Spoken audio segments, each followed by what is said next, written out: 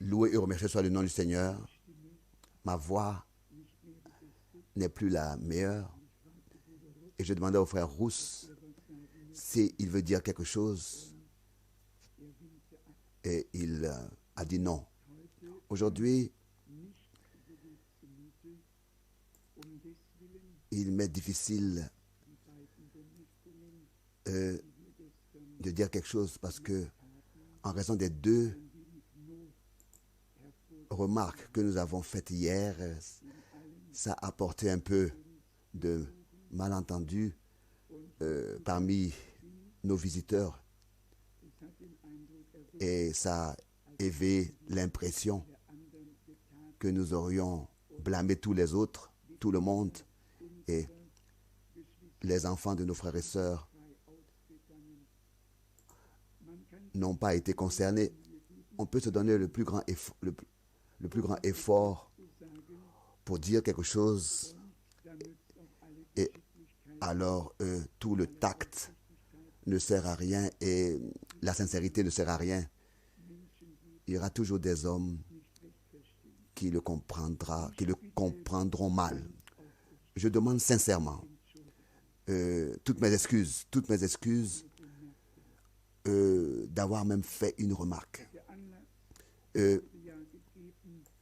En fait, ce qui a déclenché cela a fait en sorte que j'ai voulu y répondre et j'en suis désolé. J'avais aujourd'hui déjà même les larmes dans les yeux. La dernière chose que nous voulons faire ici, c'est de blesser quelqu'un. Et non. Et nous voulons que tous se sentent bien, de tous les peuples, de toutes les langues et de toutes les nations.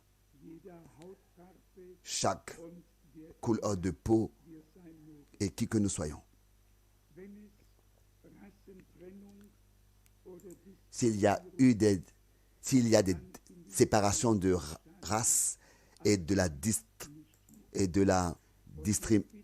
discrimination, donc c'est aux États-Unis mais pas ici. Et nous demandons à tous nos frères et nos sœurs de ne donner aucun accès à cet esprit. S'il vous plaît. Faites-vous vous-même ce plaisir. Ne donnez aucun accès permettez aucun accès à cet esprit. Nous qui vivons en Europe, nous ne pouvons pas comprendre entièrement ce qui s'est passé avec la race de couleur noire. Ils ont été asservis 300 ans, oppressés, déshérités, défavorisés. Et ça va faire seulement 14 jours. J'étais assis avec un général des États-Unis à une table et il était de couleur noire. Et il m'a dit, si vous n'étiez pas européen, si vous étiez américain, je n'aurais même pas parlé avec vous.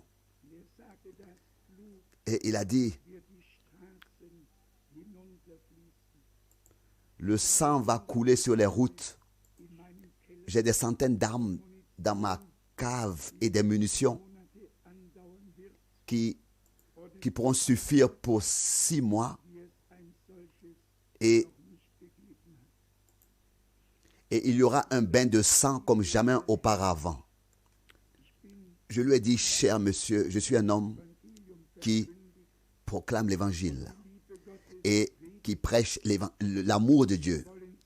Ne voulez-vous pas penser à cela? Un peu y réfléchir. Et il m'a dit, en nous. Je ne veux même pas continuer à raconter ça. Ne permettez pas que de telles pensées vous animent. Ça n'a pas d'importance de quelle couleur de peau vous seriez. Il y a des hommes sur terre qui ne s'aiment pas. Des gens sur terre qui ne s'aiment pas. Aussi parmi les peuples, parmi les nations. Je l'ai vécu 2 fois. Une fois à Gisborne, en Nouvelle-Zélande, lors d'une grande conférence. Après la prédication, vint un homme à moi et m'a embrassé et pleurait, m'a serré dans ses bras et pleurait et a dit, frère Franck, pardonne-moi. J'ai haï les Allemands. J'ai haï les Allemands. Et tu es le premier Allemand que je peux maintenant aimer. Oui, mais je lui ai demandé, mais pourquoi est-ce que tu as haï les Allemands? Est-ce que tu es déjà venu en Allemagne? Tu as déjà été en Allemagne? Il me dit non. Mais j'ai vu tous les films que les Anglais ont tournés et ils ont été pendant plusieurs années dans notre pays ici montrés. Ces films-là ont été montrés et j'ai vu prouvé par l'Écriture que les 6 millions de Juifs ne seront pas au compte de l'Allemagne, mais au compte du Vatican. J'ai assez bien lu l'histoire et l'histoire de l'Église. Je sais de quoi je parle. Je sais qui a introduit cette guerre et pour quel objectif. Alors que je prêchais aux États-Unis, il y avait un vieil ami de frère Branham, Brian. Vous pouvez écouter son nom, entendre son nom dans plusieurs sermons de frère Branham. Et subitement, il vient vers moi et me dit, je dois te le confesser, que j'ai haï les Allemands. J'ai haï les Allemands. Je lui ai dit, mais pourquoi? Il m'a dit, mais ça, tu vas le comprendre. Alors que nous étions en Normandie, nous avions atterri en Normandie et que nous avons été attaqués par les Allemands, j'ai été blessé et j'ai été pris dans la captivité, etc. Et il pleurait amèrement. Et il m'a dit, pardonne-moi. J'ai dit, mais qu'est-ce que je dois te pardonner? Il m'a dit, oui, pardonne-moi. Et il m'a dit ensuite, pour que tu puisses aussi me croire, que je t'aime de tout mon cœur. Je t'offre ma Cadillac. Et réellement, il est sorti avec moi. Il a pris la clé et les papiers de la voiture. Et je me suis assis dans la belle Cadillac noire avec des sièges en cuir rouge. Et je ne m'étais jamais assis dans une telle voiture auparavant. Et alors je suis sorti, je suis descendu et je lui ai dit non. Je ne peux même pas payer le carburant que cette voiture consommerait. Alors, conserve-la, garde-la, que Dieu te bénisse pour cela. Je mentionne cela seulement à cause de nos bien-aimés frères et sœurs qui ont été blessés par la remarque que j'ai faite hier. Pardonnez-moi et que Dieu aussi vous bénisse richement et soit avec vous. Les Russes ne sont pas nos ennemis, ce sont nos amis. Par exemple, si les politiciens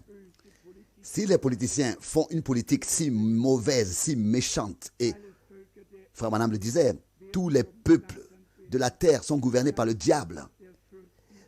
Il est le prince de ce monde qui apporte ce désordre partout et cette confusion partout. Je l'ai vécu à Moscou. En fait, cela est unique sur toute la terre.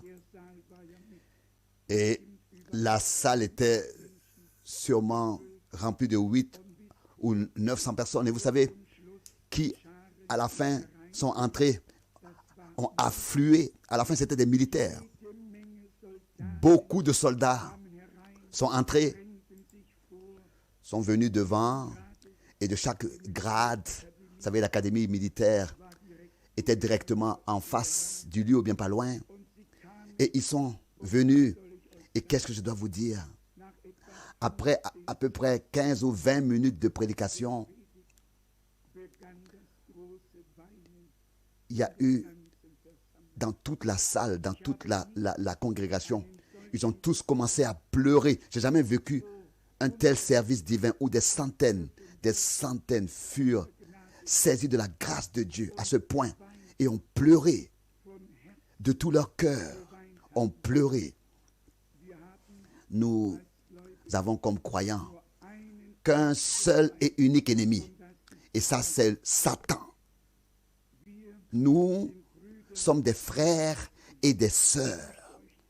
Je voudrais vous lire cela des Saintes Écritures Et encore une fois, s'il vous plaît, adressez à tous ceux qui ont été blessés, que ces paroles, vous puissiez les recevoir comme baume de Gilead, et que les blessures soient guéries.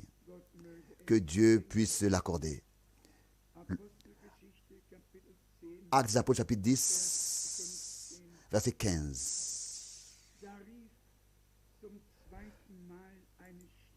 Alors, pour la seconde fois, une voix lui cria, « Ce que Dieu a purifié, ne le déclare pas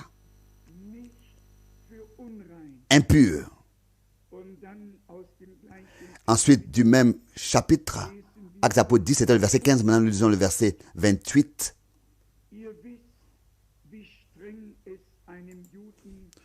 Verset 28, Actes des Apôtres 10. Vous savez combien il est sévèrement interdit à un juif d'avoir des relations avec quelqu'un qui appartient à un autre peuple et même d'entrer chez lui. Mais Dieu m'a montré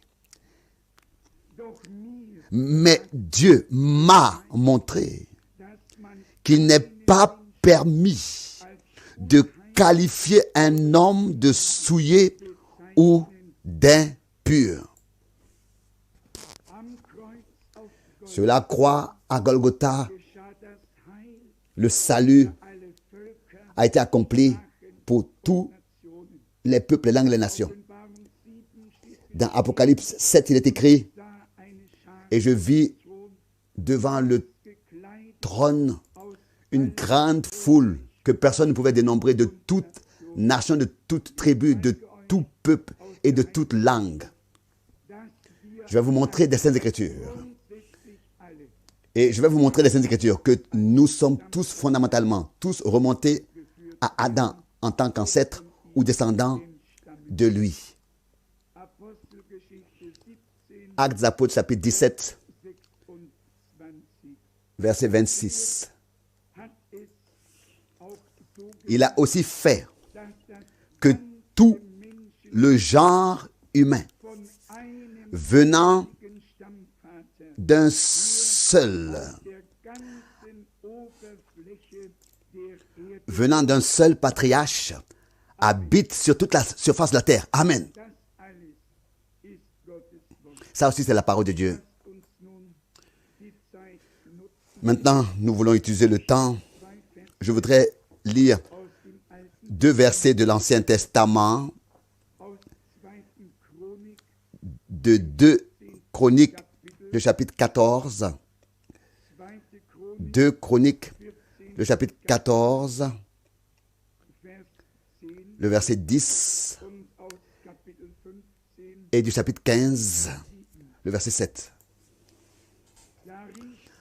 Alors Asa invoqua l'Éternel, son Dieu, et pria, Éternel, pour secourir, il n'y a pas de différence pour toi entre le fort et le faible. Sauve-nous donc, Éternel notre Dieu, car c'est en toi que nous mettons notre confiance. Et c'est en ton nom, que nous sommes sortis contre cette superpuissance. Tu es l'Éternel notre Dieu. Aucun homme n'aura le droit de s'opposer à toi.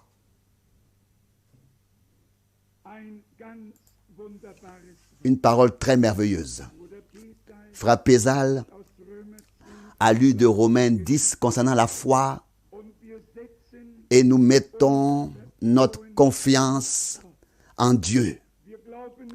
Nous ne croyons pas en nous, et ça aussi nous pouvons le dire ouvertement. Nous ne croyons pas non plus en aucun prophète.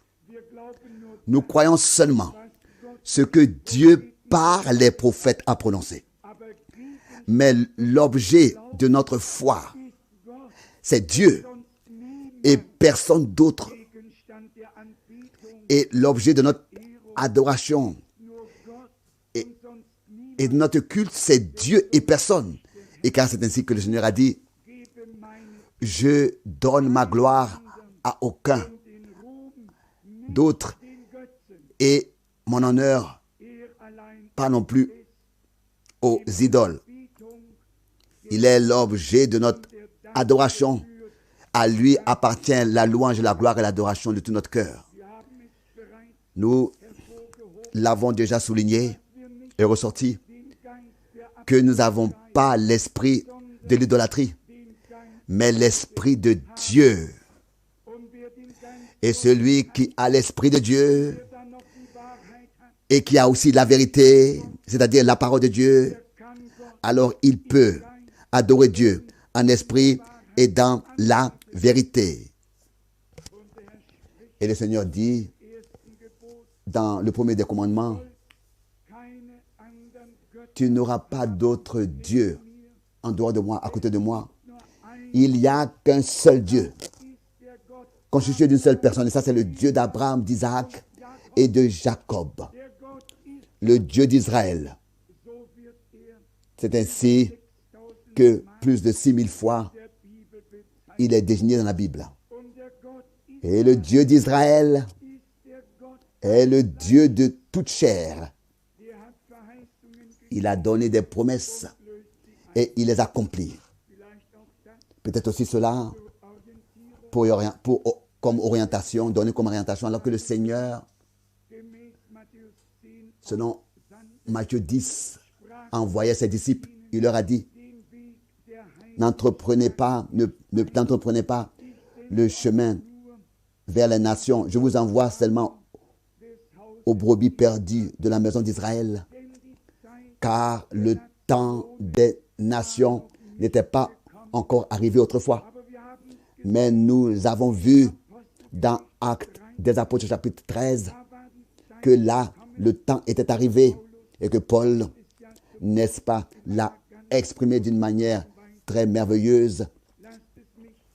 Je voudrais justement lire cela pour que vous puissiez savoir que Dieu, qui a fait le commencement avec un peuple, c'est lui aussi qui fera la fin avec ce peuple. Mais qu'entre le commencement et la fin est le temps des nations. Et c'est dans ce temps des nations-là que Dieu appelle une épouse pour lui, pour son nom, à sortir. Et nous n'avons pas besoin d'être jaloux, d'envier Israël, car l'épouse sort des nations. C'est ainsi. Il y a des hommes qui ont une haine mortelle pour Israël. Vous ne pouvez pas le comprendre. Mais alors que j'étais en Jordanie et en Égypte et que je prêchais, ça allait encore un peu. Mais en Syrie, là, il y a eu la grande catastrophe. À Damas, j'avais prêché et ça allait encore bien. Mais quand j'ai prêché à Aleppo, et là, il y a eu la grande catastrophe là-bas. Je n'en étais même pas conscient qu'une haine mortelle, aussi même au milieu des croyants, existait contre Israël, parmi les croyants. Et dans la prédication, j'ai fait que mentionner que les promesses s'accomplissent et que Dieu rassemble en ce moment le peuple d'Israël. Oh, vous savez alors ce qui s'est passé, ce qui m'est arrivé sur toute la terre. Cela ne m'est jamais arrivé. Je devais faire mes bagages. Et on ne m'a même pas accompagné au bus. J'ai dû entreprendre 300 km avec le bus. On est venu me chercher à Damas, n'est-ce pas, au début, avec honneur. Et ensuite, on m'a renvoyé. Et ce que j'ai entendu sur le peuple d'Israël là-bas, je ne peux pas vous le répéter ici, incroyable.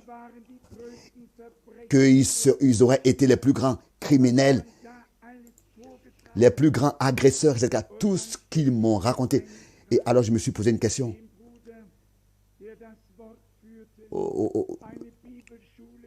le frère qui avait la parole et qui parlait et qui conduisait une école dite biblique et qui enseignait les autres. Je lui ai demandé, mais frère, n'as-tu pas de respect devant la parole de Dieu? Il m'a dit, si, devant la parole de Dieu, j'ai du respect, mais pas devant ce peuple sale d'Israël, souillé d'Israël. Vous pouvez vous imaginer, ce qui s'est passé en moi. Je ne parle pas de toutes ces choses, mais on remarque qu'il y a des croyants dans lesquels il y a encore de la haine. Mais quelle sorte de croyance cela est? S'ils peuvent avoir de la haine, s'il est écrit que nous devons même aimer nos ennemis. Et si quelqu'un me dit qu'il respecte la parole de Dieu, alors qu'il puisse respecter cette écriture, ce passage, car elle est écrite dans la Bible, dans la parole de Dieu, il est écrit concernant le peuple d'Israël. Le Seigneur a dit que ma droite pourrisse si j'oublie le peuple d'Israël. Ça, c'est l'Éternel qui l'a dit. Tant que les ordonnances demeurent, le peuple d'Israël demeurera. Dieu a donné les promesses qu'à la fin des jours, il les rassemblera, il les ramènera dans le pays de leur père. De plus de 100 pays. Ils sont revenus dans leur pays. Que Dieu bénisse Israël. Le Dieu d'Israël. Qu'il puisse bénir Israël. Celui qui bénit Israël sera béni de Dieu.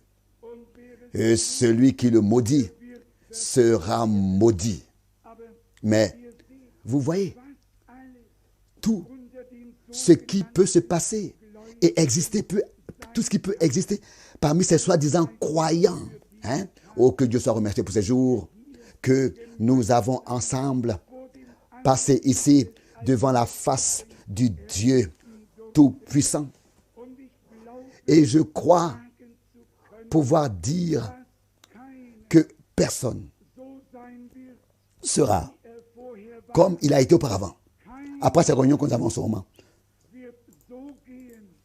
personne de nous repartira comme il est venu. Il y a quelque chose que Dieu a fait dans chaque cœur. Ça, je le crois. J'ai entendu déjà de nombreux témoignages. La porte du bureau a fait que s'ouvrir et se fermer, ouvrir et se sortir et se fermer continuellement. Et si je demande qui a été vraiment béni de Dieu d'une bénédiction qui demeure, qui demeurera, pas seulement une joie passagère et une onction passagère, mais quelque chose qui demeure, de fondamental, de profond, une nouvelle consécration. Et cette placée de manière nouvelle sur l'autel de Dieu, afin que nous puissions vraiment ainsi commencer avec lui dans la foi cette année 88, mais avec fondament, avec une base profonde, pour commencer cette année comme jamais auparavant. Il y a un frère qui est venu et qui m'a dit, frère Franck, nous venons depuis des années ici, mais nous n'avons jamais vécu, frère Rousse, et toi, nous vous avons jamais entendu prêcher de cette manière. Dieu a fait quelque chose de particulier dans ces jours. Il a opéré une circoncision dans nos cœurs. Et avec les choses avec lesquelles nous nous étions traînés, Dieu ne nous permet plus, ne le tolère plus. Il s'est placé au travers de notre chemin et il a dit stop. Maintenant, je ne vous permets plus de continuer à marcher comme ça et à vous conduire ainsi. Que le Seigneur soit remercié pour les décisions, pour les larmes qui ont coulé, pour ce qui est vraiment quelque chose de demeurant en nous, par la parole, par le sang et par l'esprit et opéré par l'esprit, produit par l'esprit. En quoi est-ce que nous nous distinguons des autres? Si il s'agissait seulement de frapper dans les mains alors pendant les réunions, alors tous, nous pourrions tous le faire, mais tous les mouvements charismatiques le font. S'il s'agit de sauter et de crier de joie et de danser, mais nous serions même encore derrière tous les mouvements charismatiques.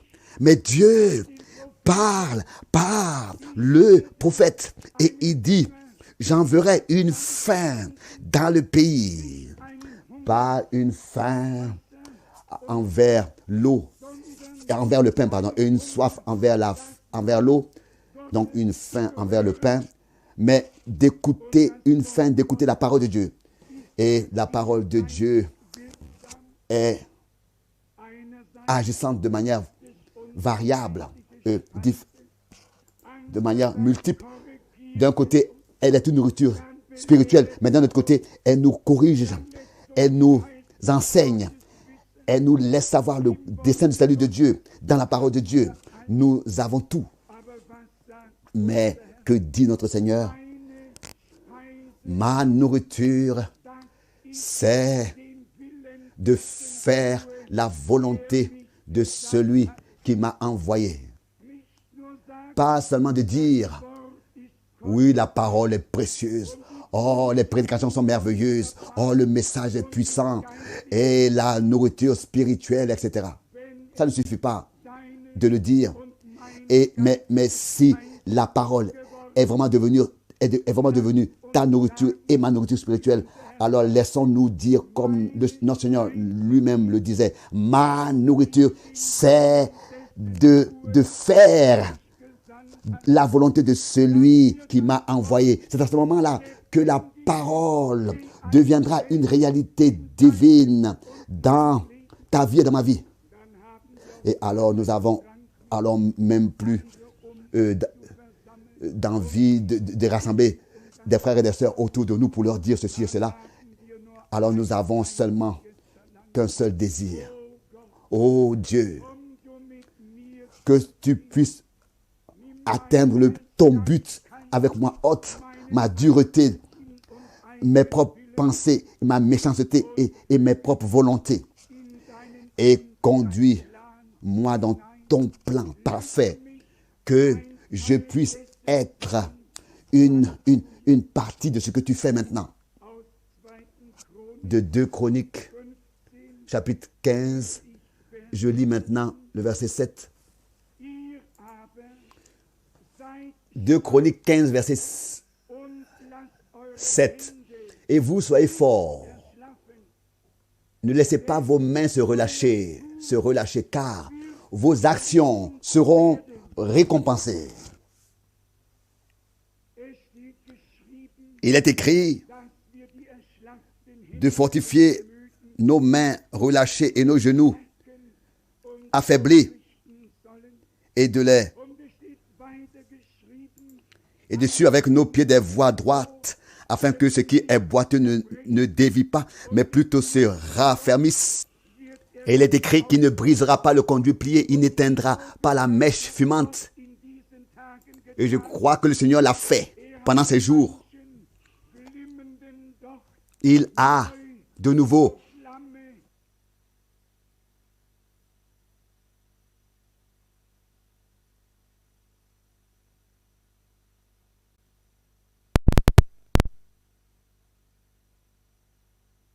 rallumé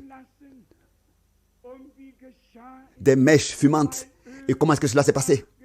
Parce que la lampe a été alimentée d'huile. Quand est-ce que la mèche fume?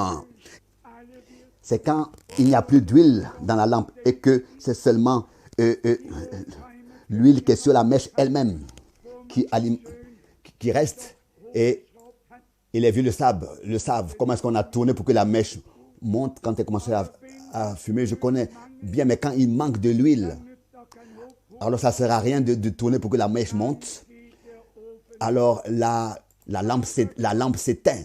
Mais Dieu, dans ces jours, nous a accordé la grâce, au sens même du mot. Cela s'est accompli. Rassemble-moi, mon peuple, avec lequel j'ai fait une alliance par le sacrifice Dieu a fait une alliance avec nous. Nous sommes le peuple de la nouvelle alliance. Et c'est pour cette raison que nous écoutons les paroles de l'alliance. Qu'est-ce qu'il y avait dans l'arche de l'alliance? Il y avait la parole du Seigneur, de l'Éternel, la parole de Dieu. Il y a encore aujourd'hui des hommes, des gens qui prétendent que la colonne de feu vient toujours dans leur réunion et qu'ils la voient et même la prennent en photo. Moi, je ne voudrais pas juger ça. Je ne voudrais rien dire là-dessus. Car cela n'est pas à nous de porter un jugement. Mais quand nous observons l'histoire du peuple d'Israël, alors je lis que la nuée et la colonne de feu dans les jours de Moïse étaient avec le peuple d'Israël. Mais que ensuite,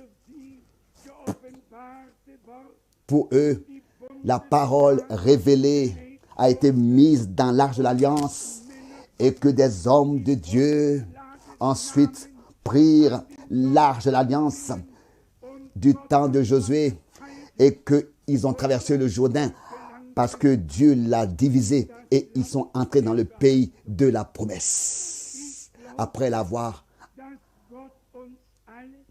être entrés en possession de lui. Je crois que tout ce que Dieu voulait révéler, il l'a révélé dans notre génération. Et à cela, rien ne peut être ajouté. Ça ne peut que être, on peut que s'approfondir et encore plus entrer. Cela peut toujours plus nous être éclairci et les choses peuvent toujours plus nous être montrées dans leur contexte, dans la parole de Dieu.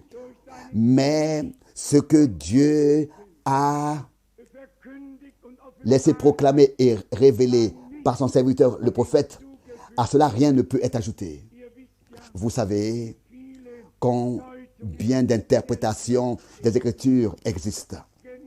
De la même manière, il y a beaucoup d'interprétations aussi qui existent à l'intérieur du message lui-même. Et si quelqu'un me demandait, oui, quelle interprétation est la juste, quelle interprétation? Alors la réponse est la correcte. Alors la réponse est très simple.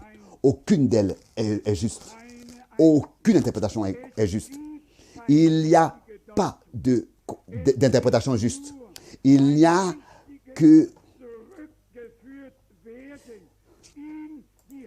qu'un retour juste dans les Saintes Écritures, dans le contexte de la parole, et une reconnaissance juste de l'objectif et du sens du message divin prophétique et de l'objectif de l'envoi de son serviteur le prophète, celui que Dieu nous a envoyé. De quoi il s'agissait en fait? Il s'agissait de nous révéler les enseignements bibliques, les mystères, le destin du salut de Dieu, la fin des temps, les promesses. Tout a été placé et mis en lumière sur le chandelier. Et pour cela, nous en sommes très reconnaissants. Chaque prédication qu'il a tenue, et il y avait toujours un passage comme base des Saintes Écritures. Au moins un passage, un ou deux passages. Donc, chaque prédication qu'il a tenue sont venues des Saintes Écritures. Et elles nous ont ramenés de nouveau dans la parole de Dieu. Si quelqu'un vous dit, vous n'avez plus besoin de lire la Bible, parce que de toute manière, vous ne pouvez pas la comprendre, que c'est seulement le prophète qui l'avait comprise, et il a prêché, et celui qui lit maintenant ses prédications, tout est déjà en ordre. Il n'a plus besoin de lire la Bible. Alors vous pouvez dire, Satan, arrière de moi. Vous pouvez directement dire, Satan, arrière de moi. Le amen n'était pas assez fort. Pas encore fort, pas assez. Peut-être qu'aujourd'hui, je n'entends pas bien d'une oreille. C'est possible. Mais je vais vous dire, je sais de quoi je parle. Il y en a qui m'ont déjà dit, toi, tu tu es resté, tu es rétrograde. Tu penses que tu connais bien la Bible. Oui, tu penses que tu t'en sortirais avec la Bible. Oui, je m'en sortirai avec la Bible.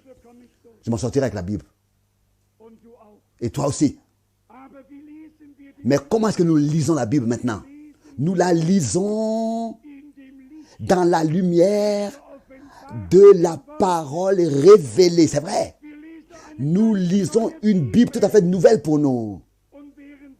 Et pendant que nous lisons la Bible, nous ne nous faisons pas de propres pensées pendant la lecture, mais à nous, le dépôt des pensées divines qui sont contenues dans le message divin sont dans notre cœur. Et pendant que nous lisons la Bible, il y a une telle plénitude de pensées divines qui viennent du dépôt de notre cœur. Et nous pouvons que nous enthousiasmer et être étonnés de voir la clarté qui nous est accordée par l'Esprit de Dieu, par la lecture de la parole. Et nous pouvons dire, comme tu es merveilleux, oh Dieu. Que personne ait l'impression que je voudrais d'une manière ou d'une autre mépriser le ministère de l'homme de Dieu, le prophète. Mais je sais de quoi il s'agit. Il ne s'agit pas de glorifier un homme. Il y a beaucoup de disciples de frère Branham. Beaucoup. Qui sont même pas nés de nouveau. Qui n'ont même pas expérimenté une nouvelle naissance. Qui ne savent même pas où Dieu habite. Et qui disent simplement, celui qui croit le message, il ira dans la gloire, ou bien alors il est déjà enlevé même. Il est même déjà enlevé. Il y a beaucoup de choses. Celui qui croit le message, alors écoutez ce que Jean a dit. Ceci est le message qui était depuis le commencement et que nous vous annonçons. Il n'y a qu'un seul message divin et c'est celui qui était au commencement. Et nous le trouvons même dans l'Ancien et le Nouveau Testament. Je me répète volontiers. Dieu a envoyé son serviteur le prophète. Car la parole vient toujours au prophète. Où aurait été un sacrificateur ou bien un scribe à qui la parole serait venue? Ils auraient trop de choses dans leur tête avec qui Dieu ne pourrait pas s'en sortir. Non, Dieu il a utilisé un hillbilly qui est né au Harrisburg, Kentucky, dans une hutte en bois, là où le vent et la neige entrent dans la hutte. Mais le jour de sa naissance, je crois que c'était vers 3 heures, il naquit à 5 heures. La colonne de feu, la nuée est entrée dans la hutte et est restée suspendue sur l'enfant. Et la sage-femme et la mère, elles se sont demandé, mais parce que c'était visible pour elles, et elles se sont demandé, mais qu'est-ce que cela signifie? Les prophètes ne sont pas choisis par les hommes comme certains l'ont fait dans les dénominations, ou bien le font dans les dénominations. Les prophètes sont choisis par Dieu et ils naissent prophètes dans ce monde. Et ils le sont depuis le ventre de leur mère. Au moins prophètes, au moins ceux qui ont un ministère lié à l'histoire du salut. Il y a des prophètes dans l'église aussi, comme Agabos l'était, Agabos et d'autres qui étaient des prophètes dans l'église locale, selon Actes des Apôtres chapitre 13. Ici, il est écrit, Actes des Apôtres 13, au verset 1, en ce temps-là à Antioche, les prophètes et les enseignants suivants travaillaient ensemble dans l'église de cette ville. Et ensuite, ils sont énumérés. Il y a des prophètes. Ce sont des hommes qui ont la parole prophétique par révélation, la voix telle que les prophètes qui étaient d'un caractère lié à l'histoire du salut l'avaient reçue comme révélation de Dieu. Et ils sont dans l'église locale, ils ont la grâce de recevoir la même révélation. Et je ne veux pas ici m'enorgueillir, non, ce n'est vraiment pas le cas. C'est vraiment pas le cas. Je suis à 100% convaincu. Ce que nous prêchons, ce que nous proclamons pourrait être prêché en présence de tous les prophètes et en présence de tous les apôtres. Cela subsistera devant Dieu parce que c'est la pure et absolue parole de Dieu. Pas sortie de son contexte ou bien comme ça ajustée à une certaine direction, mais exposée de manière claire et ouverte telle que le Seigneur l'a révélée. C'est la dernière réunion que nous avons au commencement de cette année et je voudrais à ce que nous avons entendu lire Romains chapitre 12 avec la demande envers Dieu et adressée à nous tous, que nous puissions mettre ça en pratique pour que Dieu puisse se glorifier. Romains chapitre 12,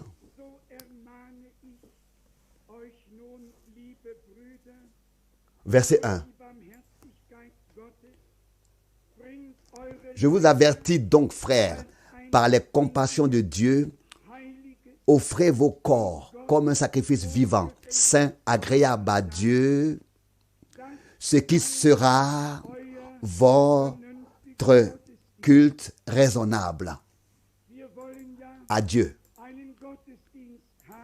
Nous voulons avoir un service divin dans lequel Dieu peut se glorifier. Et pour qu'il puisse se glorifier, nous devons lui offrir nos corps sur son autel. Mais bien aimé, si Dieu veut parler, alors il a besoin d'une bouche. Si Dieu veut que à quelqu'un les mains lui soient imposées, alors il a besoin les mains d'une personne pour le faire. Si quelqu'un veut t'envoyer, si Dieu veut t'envoyer quelque part, alors il a besoin de tes pieds. Il a besoin de notre être entier. Il a besoin de moi entièrement. Il a besoin de toi entièrement.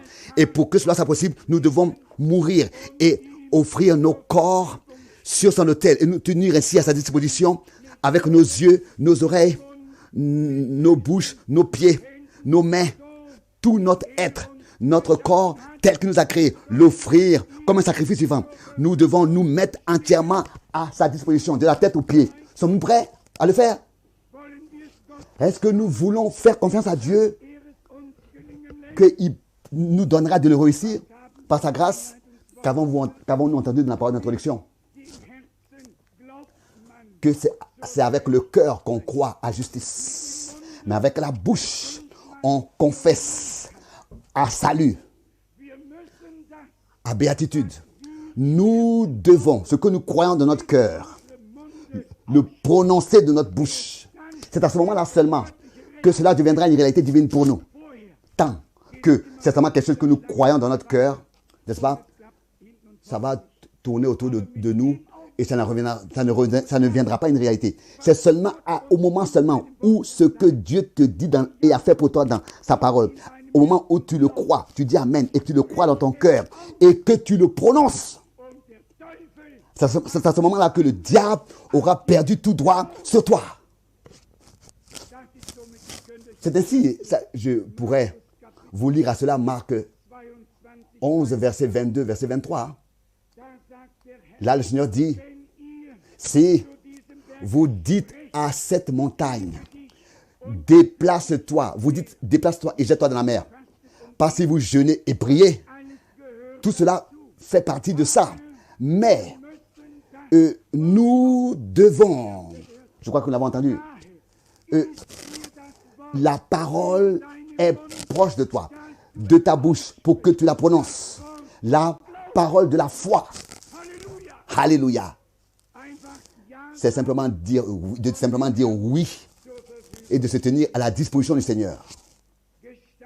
Ne conformez pas, Romains 12, verset 2 maintenant, ne conformez pas votre manière de vivre à celle du siècle présent, mais soyez transformés par le renouvellement de vos sens, afin d'acquérir un jugement sûr sur ce qu'est la volonté de Dieu, à savoir celle qui est bonne, agréable et parfaite. Nous parlons beaucoup de la volonté de Dieu. Et nous disons, Seigneur, nous voulons faire ta volonté. Ici, il nous est dit et il nous est montré comment est-ce que nous pourrons faire la volonté de Dieu. Et d'abord, comment pouvoir bien d'abord la comprendre et la connaître. Et vous regardez ces paroles-là dans le contexte avec la volonté de Dieu. Regardez ce qui est écrit ici. Il est dit ici, la bonne, agréable et parfaite volonté de Dieu. Pas la volonté permissive, mais la bonne, agréable à Dieu. Et ensuite, pour finir, la volonté parfaite aux yeux de Dieu, agréable aux yeux de Dieu, bonne, agréable aux yeux de Dieu. Ça, c'est un haut objectif, un objectif élevé. Et pour cela, nous devons dire, Seigneur, qui pourrait atteindre cet objectif? Comment est-ce que cela pourrait être possible? Alors, ne vous inquiétez pas, la parole de Dieu est parfaite et dans la parfaite volonté de Dieu est contenue déjà la bonne, agréable et parfaite volonté de Dieu. Elle est déjà contenue dans la parole de Dieu. Nous avons seulement besoin qu'elle nous soit révélée par l'Esprit de Dieu. Amen. C'est ainsi. Dieu, le Saint et le Parfait, l'Omniscient, le Présent, et qui sait tout, et qui est présent partout, dans sa parole. Il nous a révélé sa volonté bonne, agréable et parfaite. Ces trois choses sont liées à la volonté de Dieu. Et nous pouvons dire qu'il n'y a pas eu un temps sur terre dans lequel la parole de Dieu aurait été ainsi de tous ses angles et ses côtés éclaircis, pas seulement de tous les angles et de tous les côtés, mais du ciel. L'appel était un appel céleste. Et Paul pouvait dire autrefois,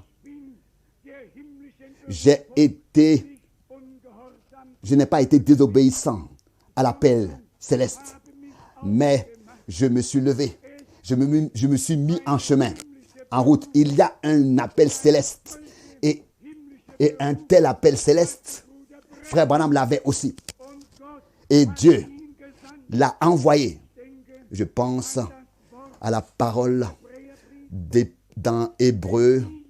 Si ceux à qui Dieu autrefois avait parlé de la terre n'ont pas pu échapper, comment nous pourrons échapper si nous rejetons celui qui parle avec nous du haut des cieux?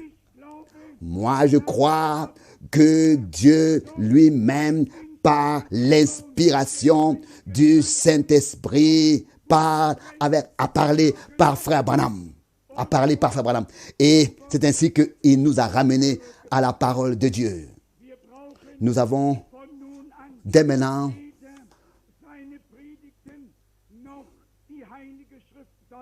nous n'avons pas besoin dès maintenant d'interpréter les prédications de frère Branham ou bien d'interpréter les Saintes Écritures.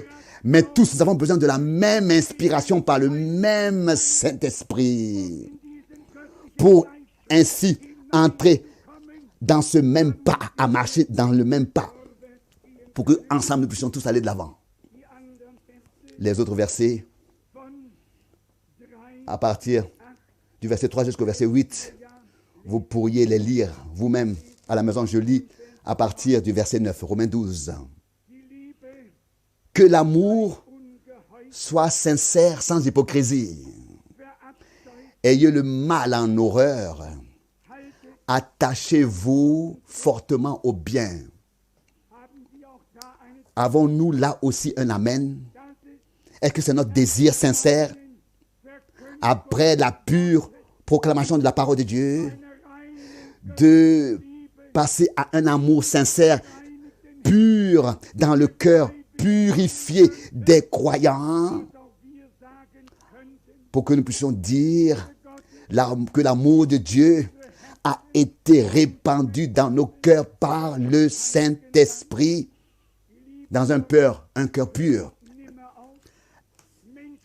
L'amour de Dieu ne cesse jamais.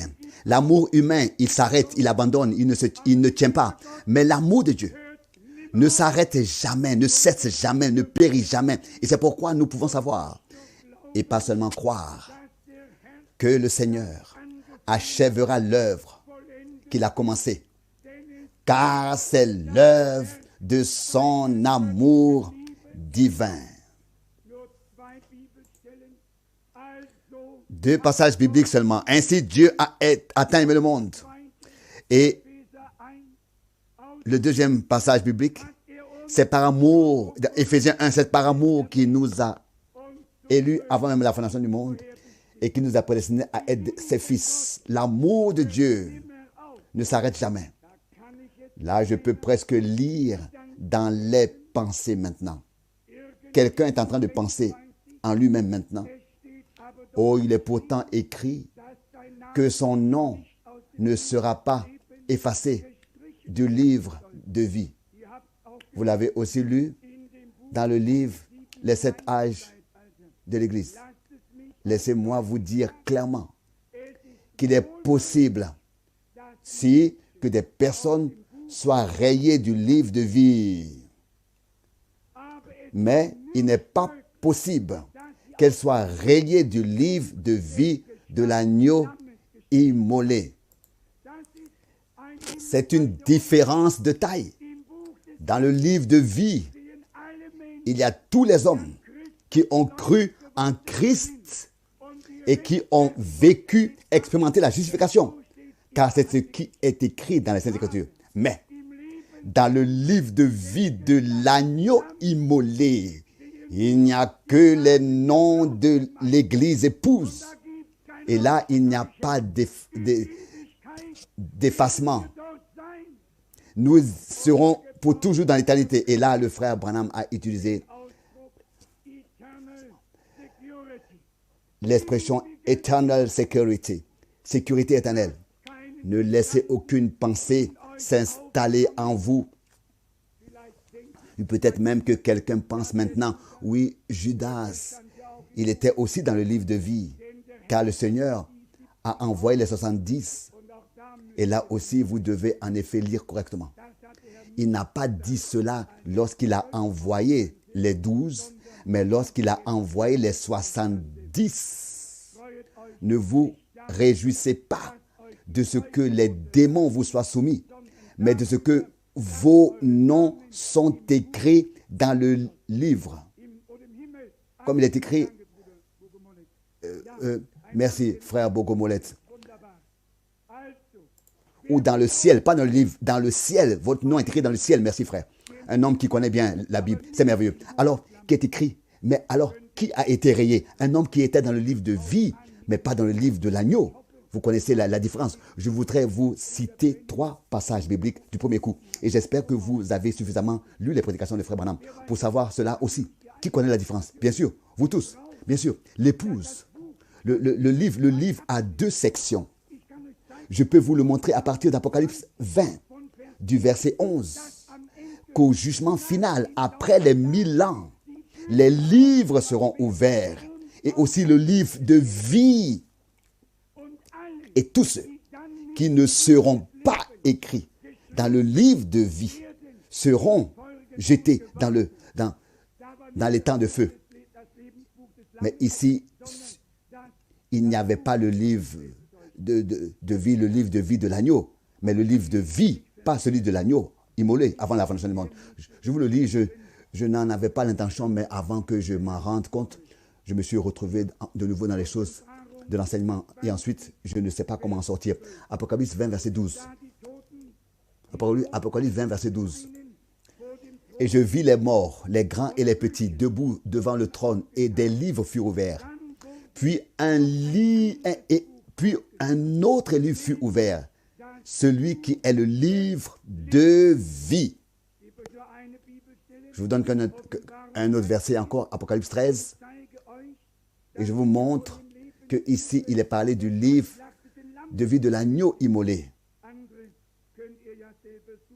Et les autres versets, vous pouvez vous-même les chercher.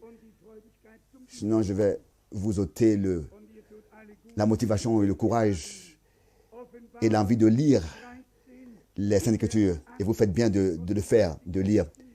Apocalypse 13, ici, il s'agit d'abord de l'Antéchrist.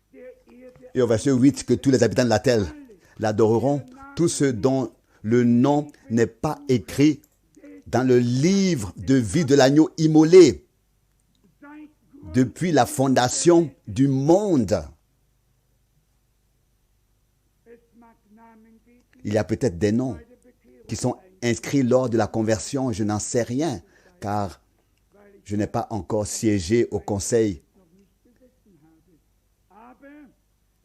de Dieu, mais il y a des gens dont les noms ont été écrits avant même la fondation du monde dans le livre de vie de l'agneau immolé avant la fondation du monde. Et là, dans le livre de vie de l'agneau, ce n'est pas lors de la conversion ou bien quoi, mais c'est avant même la fondation du monde. Ce sont des gens que Dieu a élus, a connus d'avance. Et ce sont ceux qui maintenant croient aux promesses. Ce sont ceux qui craignent Dieu. Dans l'Ancien Testament, ce sont ceux qui attendaient le Messie, qui avaient attendu le Messie. Mais dans le Nouveau Testament, ce sont ceux qui attendent maintenant le retour du Seigneur. Ceux qui, en leur temps, au cours des 2000 dernières années, n'ont pas compté, ne se sont pas attendus au retour de Jésus-Christ, ne seront pas là, n'en prendront pas part non plus. Cela vous choquerait-il si je vous indiquais le jour, le mois et l'année que Martin Luther avait fixé comme jour du retour de Jésus-Christ? Cela n'arrive pas seulement maintenant. D'autres grands hommes l'ont fait aussi. Tous les hommes qui ont reçu la grâce par Dieu, de Dieu, ont compté sur le retour de Jésus-Christ. Et maintenant, je vous le demande. Je ne suis pas en train de tendre un piège, du moins je ne l'espère pas. Se sont-ils trompés? S'il vous plaît? S'il vous plaît? Oui, peut-être de fixer des dates, mais ils ne se sont pas trompés d'attendre le retour du Seigneur. Ils ne se sont pas trompés. Et c'est aussi pour cela que je vais vous lire ce passage afin que vous sachiez que seuls ceux qui ont aimé son apparition seront enlevés et seront auprès du Seigneur. S'ils n'ont pas aimé et attendu son apparition, ça veut dire qu'ils n'avaient pas du tout d'espérance vivante en eux. Et s'ils avaient cette espérance vivante en eux, ils l'ont attendu, ils y ont compté. Quelqu'un m'a aussi dit, quelqu'un qui critique, il dit que Paul s'est aussi trompé, car il a dit, nous ne nous endormirons pas tous. Paul ne s'est pas trompé. Tous les critiqueurs se sont trompés, mais pas les hommes de Dieu. La parole de 2 Timothée, chapitre 4, verset 8. Désormais, la couronne de victoire de la justice m'est réservée, car le Seigneur, le juste juge, me la donnera dans ce jour-là.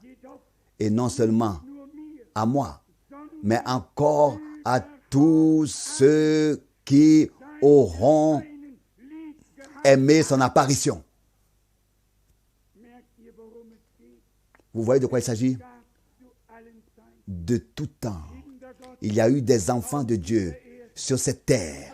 Ils étaient des étrangers, ils étaient des pèlerins. Ils n'étaient pas chez eux ici. Ils étaient et sont toujours la semence d'Abraham. Et Abraham cherchait une ville dont les fondations seraient solides et sont solides et dont Dieu est le bâtisseur, l'architecte. Nous cherchons la même ville. Et qu'écrit Paul dans l'Épître aux Galates, au chapitre 4, que la Jérusalem d'en haut, c'est notre mère. Avez-vous déjà lu cela? Il y a des gens qui parlent d'une église mère et qui regardent ensuite vers Rome. Mais ici, l'Écriture sainte nous dit, dans Galates, au chapitre 4, au verset 26 que la Jérusalem d'en haut est une libre et c'est notre mère. Si l'on dit revenez dans le sein maternel de l'Église, que tous ceux qui sont nés de son sein y retournent alors. Non, celui qui est né de Dieu retourne à Dieu. Gloire au Dieu vivant. C'est la pure vérité. Ce n'est pas vers là que nous sommes reliés, mais vers le haut, vers le ciel. Êtes-vous reconnaissant pour cela? Je ne sais pas si nous avons déjà pleinement compris ce que Dieu a fait en nous et pour nous. Si nous avons vraiment reconnu et voyons vraiment ce qui est lié à l'élection et à la prédestination et ce que cela signifie d'avoir été prédestiné avant la fondation du monde et être élu à être changé et transformé à l'image du Fils de Dieu. Bien-aimés, alors nous tournerons le dos à tout doute qui voudrait nous ronger et deviendrons reconnaissants. Vraiment devenir vraiment reconnaissants pour le grand privilège que nous avons de ne pas proclamer un évangile trafiqué, un évangile arrangé, mais comme il est écrit, je vis un ange qui volait dans le ciel, ayant à annoncer à tous les peuples, à toutes les langues et à toutes les nations l'évangile éternellement valable.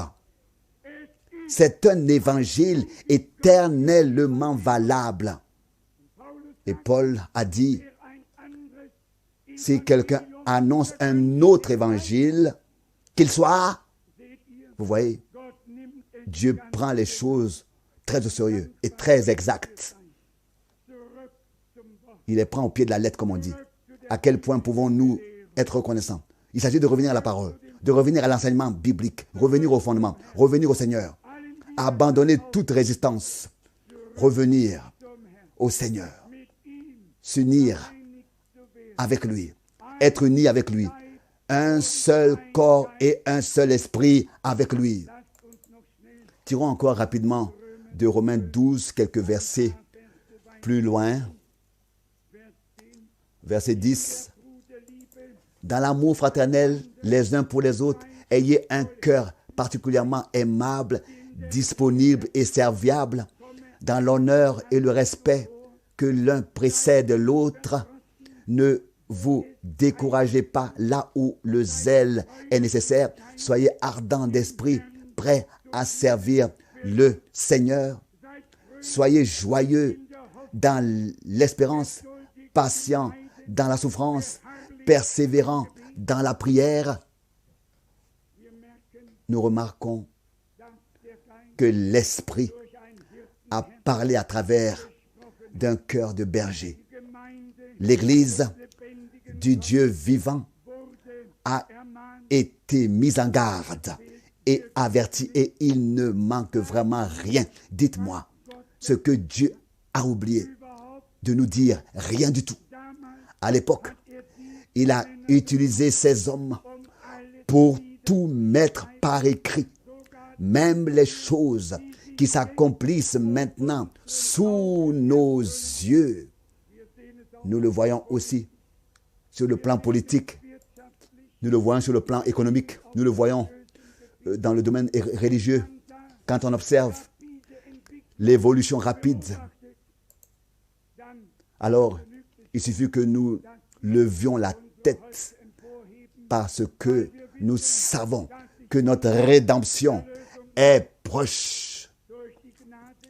Par la grâce de Dieu, nous ne nous laissons pas aveugler par l'esprit du temps et par tous les grands succès dont parle le monde et dont il se vante. Il y avait un homme de Dieu, un Paul, qui décrivait dans 1 Thessaloniciens chapitre 4 du verset 13 jusqu'à la fin, il a décrit l'enlèvement, le changement de nos corps et la résurrection de ceux qui se sont endormis en Christ. Et il conclut en disant, consolez-vous donc les uns les autres par ces paroles. Et il poursuivit.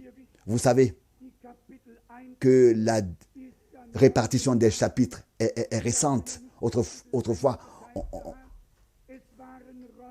la Bible était sans répartition des chapitres. C'était des rouleaux sur lesquels on écrivait. Aujourd'hui, nous avons des chapitres.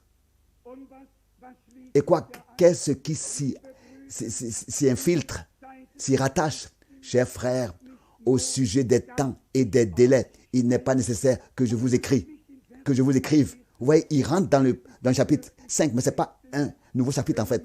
Laissez-moi lire cela dans les Saintes Écritures et ne pas les citer, s'il vous plaît. Ici, il est écrit, Frère Kupfer, c'est 1 Thessaloniciens 5, verset 1. Mais pour ce qui est du temps et de l'heure, vous n'avez pas besoin, frères, d'instructions écrites à leur sujet. Vous savez bien vous-même que le jour du Seigneur vient comme un voleur dans la nuit. Quand ils disent, maintenant il y a la paix, maintenant règne la paix et la sûreté, la sécurité, alors tout à coup la destruction les surprend comme les douleurs de l'accouchement chez une femme enceinte et ils n'échapperont certainement pas. La paix ici et la paix là. Et que viendra-t-il? La destruction s'abattra soudainement sur le monde impie. Soudainement, le monde est en train de concevoir toutes sortes de choses, puis la percée aura lieu. Et pourtant, nous avons ici une glorieuse consolation au verset 4. Mais vous, frères, ne vivez pas dans les ténèbres pour que le jour vous surprenne comme un voleur. N'êtes-vous pas heureux? Ne vous réjouissez-vous pas de ce que, au milieu de toutes les ténèbres, nous puissions voir briller la lumière? Pierre a également écrit au sujet du jour du Seigneur dans 2 Pierre, chapitre 3, au verset 10, pardon. 2 Pierre, chapitre 3, verset 10. Mais le jour du Seigneur viendra comme un voleur. Comme un voleur. En lui, les cieux passeront avec fracas, les éléments se dissoudront dans un feu ardent et la terre sera consumée par le feu avec toutes les œuvres des hommes qui s'y trouvent. C'est la parole sainte de Dieu. Elle arrive au moment où la grande paix sera proclamée. Cela arrive au moment où la grande paix sera proclamée. Et quand les grandes festivités seront lancées sur la terre, on exultera comme sur le Titanic et soudain, l'orchestre jouera. Plus près de toi, mon Dieu. Le bateau est déjà en train de s'échouer, de s'échouer. Les contractions orageuses. Il a déjà commencé à sombrer. Bien-aimés, nous ne sommes pas seulement proches de toutes ces choses, nous les voyons s'accomplir sous nos yeux. Si Jésus notre Seigneur était ici aujourd'hui, combien de fois dirait-il, aujourd'hui, cette écriture est accomplie sous vos yeux. Nous pourrions encore entrer dans certains domaines, y compris ce qui se passe avec le dollar et tout. Le reste, il doit en être ainsi. Et l'euro deviendra la monnaie de référence. Pourquoi? Parce qu'il est écrit que la prostituée monte, chevauche sur la bête. Et voici la bête. Oh non, nous voulons pas ici entrer dans ce sujet. Qu'est-ce qui me fait penser à cela? Oublions cela. Notre Dieu est avec nous. Il va voir ce qui se passe. Nous n'avons rien à perdre. Je plains tous les millionnaires qui se plaignent Avant, les pauvres se plaignaient. Maintenant, ce sont les riches qui se plaignent. Depuis le dernier lundi noir, le 19 juin, les riches se plaignent aussi parce qu'ils ont subi des dommages. Mais que se passera-t-il quand viendra le grand malheur et la grande misère? Que se passera-t-il alors? Mais alors, nous ne sommes plus ici. Rendons grâce à Dieu, nous ne serons plus ici. Je regarde alors la situation d'en haut. Amen. D'en haut, amen. Amen. Je ne suis plus ici. Je ne serai plus ici. Je regarde d'en haut. Je regarderai d'en haut. Louange et merci au Seigneur. Je le répète. Quelle grâce. Vous réalisez maintenant ce que signifie la grâce. Seigneur, si j'ai trouvé grâce devant toi, fais-moi connaître tes voies. Fais-moi connaître ton plan. Révèle-moi ta volonté. Et donne-moi la grâce de la faire, de l'accomplir, de la mettre en pratique, de la faire, de l'accomplir. Et lui, qui a été si miséricordieux dans la révélation de toutes ces choses avec nous, n'a-t-il pas fait naître en nous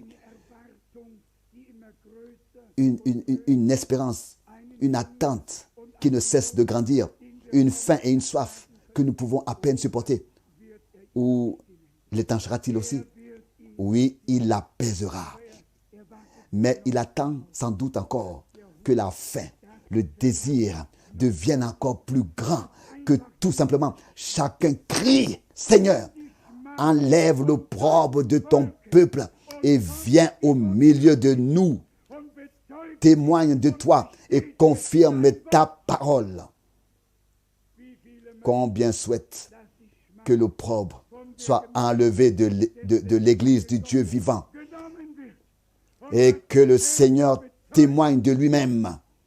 Frère Branham a parlé du troisième pull où la parole prononcée sera en activité. Je crois en cela. Je crois de tout mon cœur. Jésus-Christ, notre Seigneur, avait le ministère de la parole parlée. Il a dit aux lépreux: je le veux, sois pur. Et il était pur. Il a dit à l'aveugle: sois voyant. Et il voyait. Il n'a pas passé la nuit à prier pour un malade. Non, absolument pas. Il a prononcé la parole. Il a dit à la tempête: couche-toi. Aux vagues, taisez-vous. Les deux étaient acoustiques en un instant. Il parlait. Et ce qu'il disait avait lieu à l'instant même où il le prononçait. Il attend seulement le jour et l'heure où par l'Esprit nous deviendrons en tant qu'Église tellement un avec lui qu'il pourra parler par nous comme il a parlé par frère Branham. Pas le signe du Messie. Je n'en parle pas maintenant. C'était quelque chose une chose unique et cela ne se répétera pas.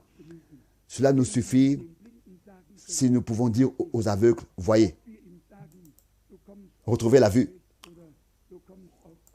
Si nous lui disons: tu viens de Bucarest ou bien d'Oslo, cela n'a aucune importance. L'important, c'est que nous puissions lui dire: sois voyant, vois, et au boiteux marche, et à l'infirme, sois guéri.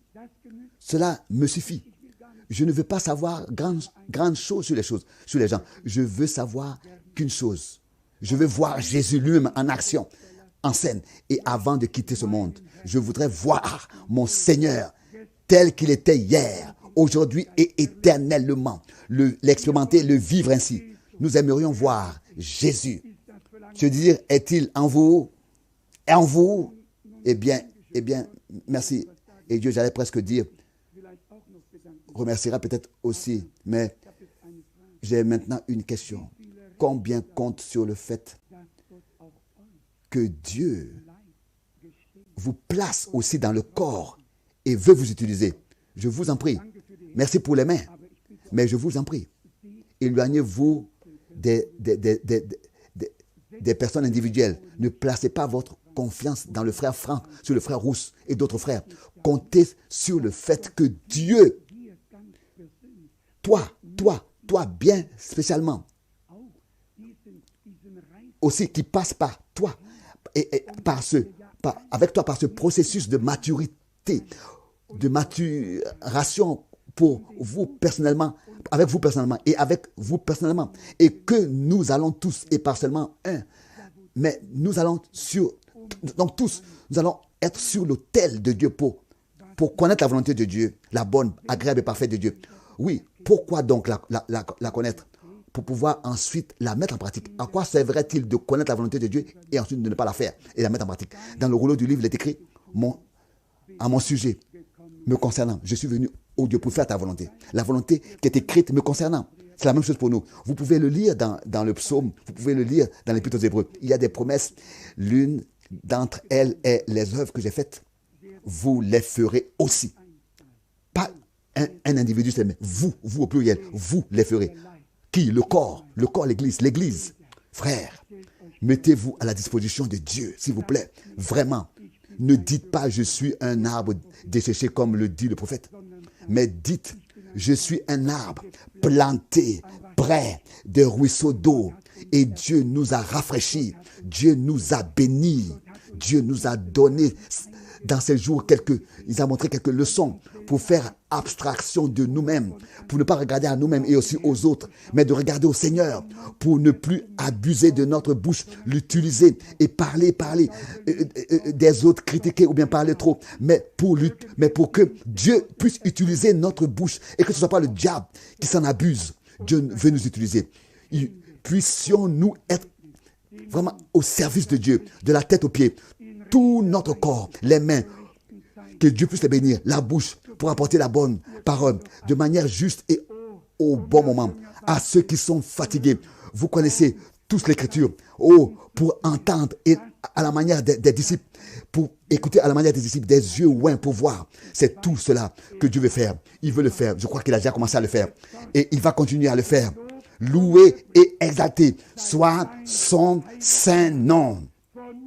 Dès maintenant et à jamais. Et que tout le peuple dise Amen à Dieu et à sa parole. Amen. Que cela se fasse comme Dieu l'a dit. Que cela ait lieu et cela aura lieu. Parce que c'est Dieu qui l'a dit. Souvenez-vous de la parole de 2 Chroniques. Un homme pourrait-il s'opposer à toi? Non. Te résister? Non, aucun homme ne peut te résister. Ce que tu as décidé d'exécuter, tu le feras. Et tu anéantis le conseil des bavards. Et il réalise le conseil proclamé par ses prophètes. Tel est notre Dieu. Il est le témoin fidèle et véridique. Il reste fidèle, même quand il y a des moments dans ta vie. Et ce ne sont que des moments, s'il vous plaît. Ne l'oubliez jamais. Il est peut-être conseillé de vous donner cela en plus pour la route. Il peut arriver à tout le monde d'avoir été inattentif et que des moments lui tombent dessus pendant lesquels il n'a pas réussi l'épreuve. Mais ce ne sont pas des jours, des semaines ou des mois. Ce sont des moments, seulement des moments. Et nous sentons que le souverain sacrificateur est proche, que le sang parle pour nous. Personne ne doit se décourager. Croyez Dieu de tout votre cœur et de toute votre âme. Placez votre espérance exclusivement dans la grâce. Et nous nous satisferons de sa grâce, même si le diable nous frappe à coups de poing. J'avais l'intention de parler encore de 2 Corinthiens 12, mais nous n'y viendrons, nous n'y viendrons pas. Paul a demandé que le diable se retire de lui et le Seigneur a dit que ma grâce te suffit. Ma force est puissante dans les faibles. Sois faible en toi-même, mais fort en ton Dieu. Sois un incapable en toi-même, mais sois quelqu'un qui peut tout par celui qui m'a rendu fort, c'est-à-dire Christ. Loué soit le nom du Seigneur. Amen. Levons-nous et prions. Dans la deuxième parole des Chroniques, nous avons lu « Soyez forts et courageux, car vos actions seront récompensées. Que Dieu nous donne à tous la grâce d'aller de l'avant dans la foi. Frère Rousse, viens prier avec nous. Gloire à Dieu. Dieu fidèle, nous te remercions ensemble pour ta puissante parole. Nous te remercions ensemble pour ta parole. Seigneur, notre prière est maintenant à cette heure, qu'elle ne soit pas seulement parvenue à nos oreilles, que nos cœurs en soient pénétrés de ta parole, de toutes les vérités que tu nous as données par grâce, qu'elles demeurent dans nos cœurs, ô Seigneur, que ces heures soient un souvenir, Seigneur fidèle, car tu as parlé en vérité à ton peuple. Oh, quelle grâce que nous avons la grâce de louer, d'exalter. Ta grâce que nous avons reçue, qui nous a été accordée, qui m'a été accordée, qui nous a été accordée à tous. Nous t'adorons et nous te demandons encore une fois que cela n'est pas seulement parvenu à nos oreilles pour s'éteindre dès demain, mais que ta parole demeure dans nos cœurs, ô Seigneur. C'est ma prière et qu'elle ne soit pas ôtée, ô Seigneur, et c'est mon désir du fond de mon cœur. Seigneur, bénis mes frères, bénis tous ceux qui voudraient se laisser baptiser. Seigneur, bénis tout ton peuple. Seigneur, nous te soumettons tout, même les intercessions. Ô Seigneur, ceux qui sont malades, ô Dieu fidèle, nous te les présentons tous. Seigneur, nous ne sommes pas en mesure de les aider, car nous sommes pauvres et misérables. Mais nous venons à toi, Seigneur, avec tout, et nous te le disons. Ô Seigneur, et tu aideras, Seigneur, car tu es un Dieu qui secourt. Tu n'as jamais rien refusé, et tu n'as jamais rien échoué. Ô Seigneur, tu aides ceux qui sont sincères. Que la grâce soit rendue, honneur et gloire à ton nom. Seigneur, je te prie d'être avec mes frères et sœurs alors que nous quittons maintenant, de nous garder ensemble dans un même amour, dans le lien de ton amour, Dieu fidèle, et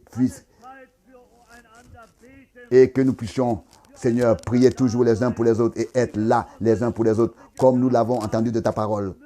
Que notre pardon n'ait pas été seulement extérieur et illusoire, mais qu'il se soit produit dans les faits, en acte et en vérité. Ô Seigneur, que ta parole et tout ce pourquoi tu l'as envoyé, que toutes ces choses soient opérées en nous par ta grâce. Dieu fidèle, quel produit d'effet pour lequel tu l'as envoyé. Nous aimerions encore emporter ces paroles sur le chemin, tirées de 1 Corinthiens, chapitre 16, versets 13 et 14. Veillez, affermissez votre foi, prenez courage, fortifiez-vous, que tout se passe chez vous avec amour. Alléluia. Seigneur, nous te remercions. Nous te remercions d'avoir écrit ces paroles, qu'elles pénètrent nos cœurs et toutes les autres paroles que nous avons entendues. C'est ma prière au nom de Jésus. Amen.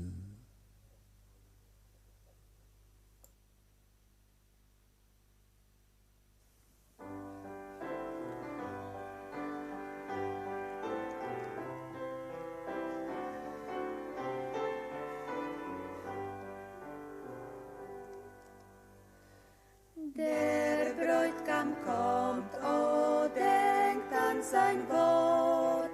Wacht, ihr Erlösten, wacht immer fort. Zu jeder Stunde, an jedem Ort. Wachet, der Herr kommt bald. Herr, wir wollen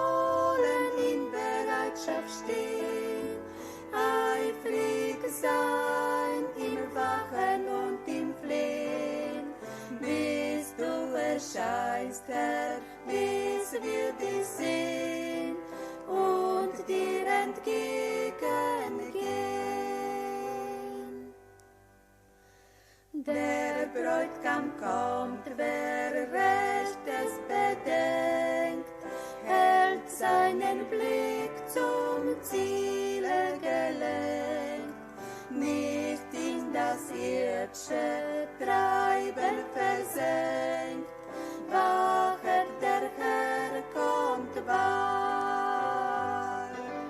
Herr, wir wollen in Bereitschaft stehen, eifrig sein im Wachen und im Flehen, bis du erscheinst, Herr, bis wir dich sehen und dir entgegengehen. Der Bräutigam kommt, ihr wisst es zuvor, richtet nach oben Auge und Ohr, richtet den Sinn, die Herzen empor. Wachet, der Herr kommt bald. Herr, wir wollen in Bereitschaft stehen, eifrig sein im Wachen und im Flehen, bis du erscheinst, Herr, bis wir dich sehen und dir entgegengehen.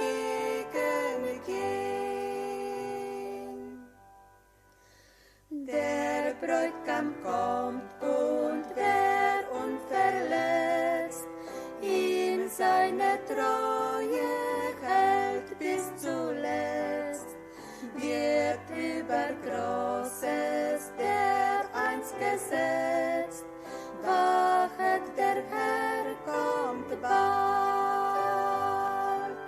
Herr, wir wollen in Bereitschaft stehen, eifrig sein im Wachen und im Flehen, bis du erscheinst, Herr, bis wir dich sehen und dir entgegengehen.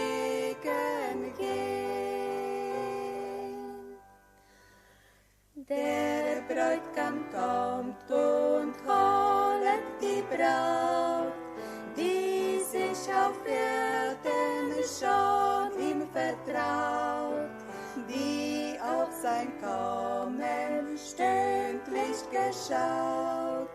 Wachet, der Herr kommt bald. Herr, wir wollen in Bereitschaft stehen, eifrig sein im Wachen und im Flehen, bis du erscheinst, Herr, bis wir dich sehen und dir entgegengehen. Herr, wir wollen in Bereitschaft stehen, eifrig sein im Wachen und im Flehen, bis du erscheinst, Herr, bis